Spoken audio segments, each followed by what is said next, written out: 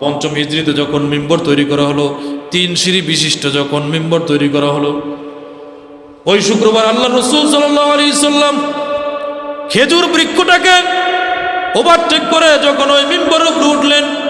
এমন সময় পিছন দিয়ে খেয়াল করলেন ওই খেজুর বৃক্ষের মাঝখান থেকে কান্নার আওয়াজ আসতেছে। আল্লাহ রাসূল সাথে সাথে থেমে গেলেন, পা রাখলেন না সিঁড়ির মধ্যে,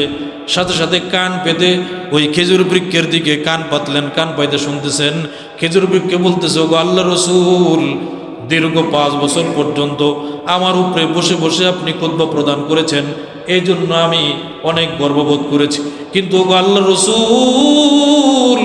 আজ থেকে আপনি আমার উপরে বসবেন না, আমার মতো হতভাগা আর কেউ নাই।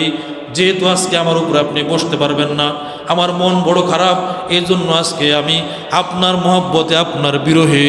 আমি খেজুর বৃক্ষ আপনার জন্য কান্না